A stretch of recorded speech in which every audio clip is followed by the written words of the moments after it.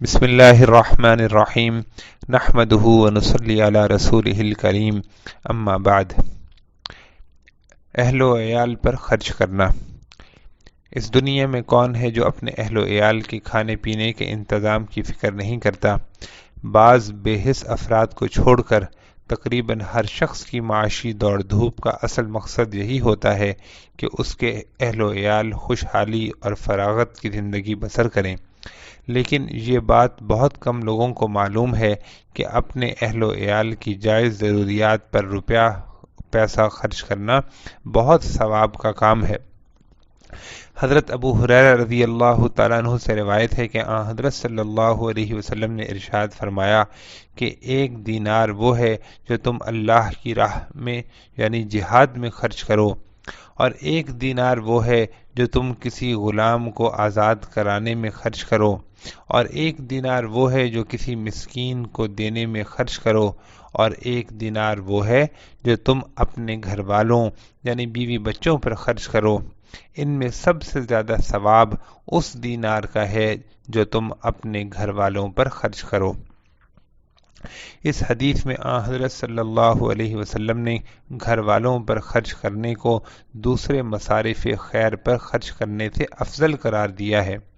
اس کی وجہ یہ ہے کہ گھر والوں کا نفقہ انسان کے ذمہ فرض ہے اور دوسرے مصارف خیر نفلی نوعیت کے ہیں، اور ظاہر ہے کہ فرض کی ادائیگی کا ثواب نفل کے مقابلے میں زیادہ ہوتا ہے۔ اسی سے یہ بات بھی معلوم ہو گئی کہ گھر والوں پر خرچ کرنا اس وقت زیادہ ثواب کا حامل ہے جب گھر والے ضرورت مند ہوں، لیکن اگر ان کی ضروریات مناسب طریقے پر پوری کی جا چکی ہوں تو اس وقت دوسروں پر خرچ کرنے میں زیادہ ثواب ہوگا۔ ام المومنین حضرت ام سلمہ رضی اللہ تعالی عنہا نے حضرت صلی اللہ علیہ وآلہ وسلم سے پوچھا کہ یا رسول اللہ صلی اللہ علیہ وآلہ وسلم، میرے جو بیٹے میرے سابق شوہر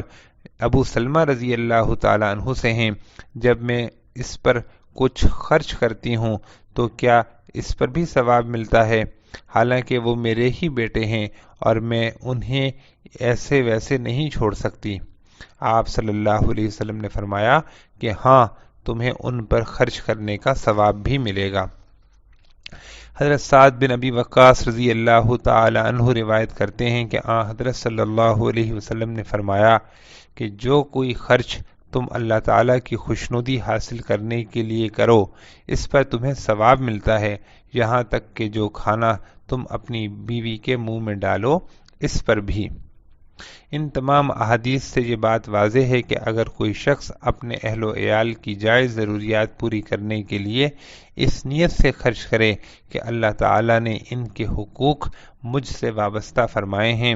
اس لیے میں اللہ تعالیٰ کے حکم کی تعمیل میں اور اس کو راضی کرنے کے لیے ان پر خرچ کر رہا ہوں، تو ہر خرچ پر اس کو صدقے کا ثواب ملتا ہے۔ اللہ تعالیٰ کی شان کریمی کا کیا ٹھکانہ ہے کہ جو کام انسان خود اپنے دل کی تڑپ کو پورا کرنے کے لیے کرتا ہی ہے، اس کو بھی ذرا سے زاویہ نظر کی تبدیلی سے اتنے اجر و ثواب کا موجب بنا دیا ہے کہ دوسرے صدقات اور مصارف خیر سے بھی اس کا ثواب بڑھ گیا۔ لہٰذا اہل و عیال کی جائز ضروریات کو پورا کرنے کے لیے اللہ تعالیٰ کی رضا جوئی کی خاطر خوب خوش دلی سے خرچ کرنا چاہیے، اور اس میں ہاتھ اور دل کو تنگ نہ رکھنا چاہیے۔